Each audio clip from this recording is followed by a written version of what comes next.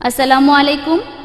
কোরআন এ ব্যাপারে কি বলে যে কৃত্রিম উপায়ে গর্ভধারণ আর টেস্ট টিউব বেবি সম্পর্কে? বোন, আপনি এখানে কৃত্রিম উপায়ে গর্ভধারণ আর টেস্ট টিউব নিয়ে কিছু জানতে চেয়েছেন। ইসলাম ধর্মে এসবের অনুমতি আছে কি না? বোন, কৃত্রিম উপায়ে গর্ভধারণ আসলে দুই রকমের, একটা হোমোজেনাস আর একটা হেটারোজেনাস।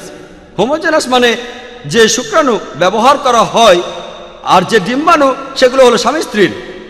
হতে পারে স্বামী অথবা স্ত্রীর কারো মেডিকেল সমস্যা আছে, তখন যদি তারা হোমোজেনাস পদ্ধতিতে কৃত্রিম উপায়ে গর্ভধারণ করে, ইসলামে এটার অনুমতি আছে।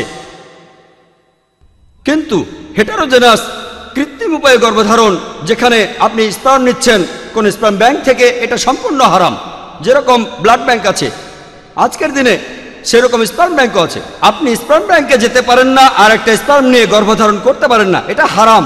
তাহলে হোমোজেনাস কৃত্রিম গর্ভধারণের অনুমতি আছে, হেটারোজেনাসের অনুমতি নেই। একইভাবে টেস্ট টিউব বেবির ক্ষেত্রে বলি, যদি সেটা স্বামী স্ত্রীর হয় এটার অনুমতি আছে, যদি স্বামী এবং স্ত্রী না হয় সেটার অনুমতি নেই।